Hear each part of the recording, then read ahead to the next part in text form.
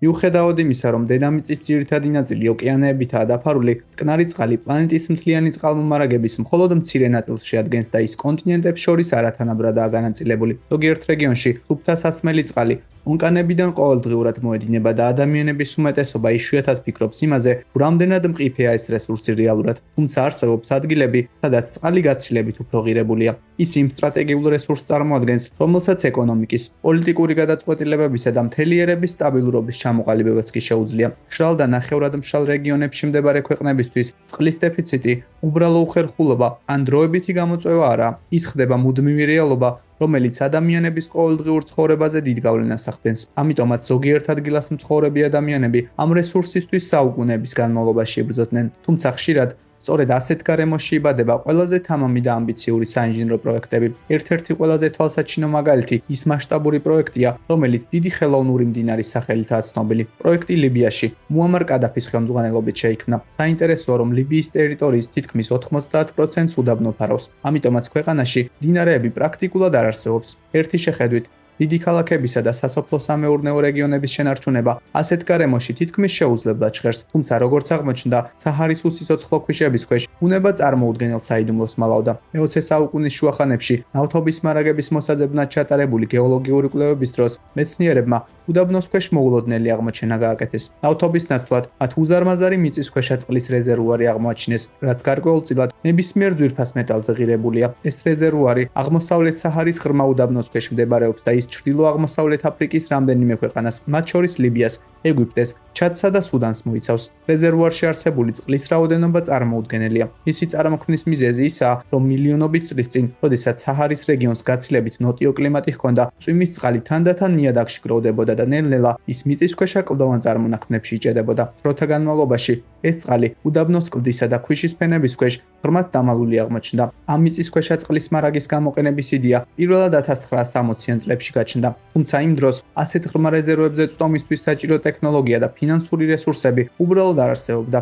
უდაბნოს სიღრმიდან წყლის ამოღებას და მის უზარმაზარ დისტანციებზე ტრანსპორტირებას უპრეცედენტო მასშტაბის პროექტი სჭირდებოდა. ხოლო 10 წლეულების შემდეგ 1980-იანი წლების დასაწყისში ეს იდეა საბოლოოდ რეალობად იქცა. მუამარ კადაფის ბრძანებით მასშტაბური ინფრასტრუქტურული სისტემა შეიქმნა, რომელიც სამხრეთში მდებარე ღრმა მიწისქვეშა რეზერვუარიდან წყალს ჩრდილოეთით გადაიტანდა იმ ადგილას, სადაც ლიბიის მოსახლეობის უმეტესი ნაწილი ცხოვრობს. მისი გეგმა გიგანტური მიწისქვეშა ქსელის შექმნა იყო, რომელსაც ქალაქების, ფერმებისა და მთელი რეგიონების მომარაგება 100 წლეულების განმავლობაში უნდა შესრულებოდა. ოპტიმისტური პროგნოზების თანახმად, რეზერვუარი ადამიანებს წყლით თითქმის 5000 წლის განმავლობაში უზრუნველყოფდა იმ შემთხვევაში, მოპოვების სიჩქარე წელიწადში 12 მილიარდ კუბურ მეტრს არ გადააჭარბებდა.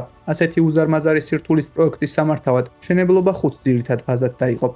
პირველი ფაზა უდაბნოში წყლის ტრანსპორტირებისთვის საჭირო ძირითადი ინფრასტრუქტურის მშენებლობას მოიცავდა. ამისათვის აშენდა სპეციალური ქარხნები, სადაც უზარმაზარი რკინა-ბეტონის მილები მზადდებოდა. მილის თითოეული სეგმენტი 80 ტონამდე იწონიდა და მას იმდენად დიდი დიამეტრი ჰქონდა, რომ სატრანსპორტო საშუალებებს მასში გავლა თავისუფლად შეეძლოთ. პროექტზე რამდენიმე ქვეყნის ინჟინრები და მშენებლები მუშაობდნენ, თუმცა ამ ყველაფერში განსაკუთრებით მნიშვნელოვანი როლი სამხრეთ კორეის სპეციალისტებმა შეასრულეს. ამ უზარმაზარი მილების უდაბნოს გავლით ტრანსპორტირებას მრავალი სირთულე ექნებოდა. ამიტომაც უდაბნოში სამშენებლო ტექნიკისთვის განკუთვნილი სპეციალური გზები მოეწყო. ეს გზები ისე იყო შექმნილი, რომ მათ უკიდურესად მძიმე ტექნიკისა და სატვირთო მანქანების მუდმივი მოძრაობისთვის გაეძლოთ. საერთო ჯამში პროექტისთვის შექმნილი უდაბნოს გზების ქსელი ლიბიის 3000 კილომეტრზე მეტს მოიცავდა. ამავდროულად დაიწყო პირველი მსხვილი მილსადენების მოწყობაც. უდაბნოში ფრილები 6 მეტრის სიღრმეზე გაიჯრა. ასეთი სიღრმე მილებს ექსტრემალური ტემპერატურისა და ქვიშის მოძრაობისგან დაიცავდა. პირველი ფაზის ღირებულებამ თითქმის 5 მილიარდი დოლარი შეადგინა. მეორე ფაზა 1980-იანი წლების ბოლოს დაიწყო. ამ დროისთვის პროექტმა უკვე ფიზიკური ფორმა მიიღო. უდაბნოში არსებული რეზერვუარიდან წყალი ლიბიის უდიდესი ქალაქისკენ, ტრიპოლისკენ წარმატებით გაეშვა. ამ სისტემის წყალობით დედაქალაქსა და მიმდებარე რეგიონებში ყოველდღიურად 1 მილიონ კუბურ მეტრამდე მტკნარი წყალი ხვდებოდა. მესამე ეტაპზე ქსელი კიდევ უფრო გაფართოვდა. რეზერვუარიდან წყალი ახლა უკვე ბენღაზისკენ, ლიბიის სიდიდით მეორე ქალაქისკენ გაეშვა. მილსადენების სისტემის საერთო სიგრძემ საბოლოოდ 3000 კილომეტრს გადააჭარბა. 2011 წლისთვის დაგეგმილი 5 სამშენებლო ფაზიდან 3 უკვე დასრულებული იყო. ყოველდღიურად უდაბნოს რეზერვუარიდან ლიბიის ქალაქებსა და დაბებში იმდენი წყალი მიედინებოდა, რომ ის 4 მილიონ ადამიანს ყოფნიდა. ამ წყლის დიდი ნაწილი სოფლის მეურნეობისკენ იყო მიმართული. უზარმაზარი სასოფლო-სამეურნეო ტერიტორიები იმ რეგიონებში გაჩნდა, რომლებიც ადრე უნაყოფო უდაბნოს წარმოადგენდა. თავიდანვე პროექტის მიზანი მოსახლეობის სასმელი წყლით მომარაგების გარდა ლიბიის რესურსების გაძლიერება და იმპორტულ საკვებზე დამოკიდებულების შემცირება იყო. კიდევ ერთი მნიშვნელოვანი შედეგი მწვანე სასოფლო-სამეურნეო ზონების თანდათანობით გაფართოებამაც მოიტანა. პროექტმა გაუდაბნოების გავრცელების პროცესი შეამცირა და მზარდი საჰარის მუდმივი ზეწოლის ქვეშ მყოფი ეკოსისტემის სტაბილიზაციას ხელი შეუწყო. ზოგიერთი მკვლევარი ვარაუდობს, რომ პროექტის საერთო ღირებულება 24 მილიარდ დოლარს შეადგენს. პროექტის განსაკუთრებულობა მისი დაფინანსების გზაც იყო. მრავალი მსხვილი საერთაშორისო ინფრასტრუქტურული პროექტისგან განსხვავებით, დიდი ხელოვნური მდინარე თითქმის მთლიანად ლიბიის შიდა რესურსით დაფინანსდა. დაფინანსების უმეტესი ნაწილი ნავთობის ექსპორტიდან მიღებული შემოსავალი იყო. საინტერესოა ისიც, რომ მუამარ კადაფი კვლავ საკამათო ისტორიულ ფიგურად რჩება. ზოგიერთი ადამიანი მას დაუნდობელ დიქტატორად მიიჩნევს, რომელიც ქვეყანაში პოლიტიკური რეპრესიებითა და ავტორიტარული მმართველობით იყო დაკავებული. სხვები მას ლიდერად აღიქვამენ და ფიქრობენ, რომ მსგავსი პროექტის განხორციელება მხოლოდ მას შეეძლო, მაგრამ უმჯობესია მისი პიროვნების შესწავლა ისტორიკოსებს მივანდოთ. 2008 წელს, სანამ მშენებლობა ჯერ კიდევ მიმდინარეობდა, დიდი ხელოვნური მდინარე გინესის რეკორდების წიგნში მოხვდა, როგორც ყველაზე დიდი სარწყავი პროექტი მსოფლიოში. უზარმაზარი მასშტაბის მიუხედავად, პროექტმა დასავლურ მედიაში მცირე ყურადღება მიიპყრო, თუმცა მშენებლობის დროს გამოყენებული ქვიშის, ფრეშისა და ქვის რაოდენობით რამდენიმე უძველესი მონუმენტური ნაგებობის აშენება თავისუფლად შეიძლებოდა.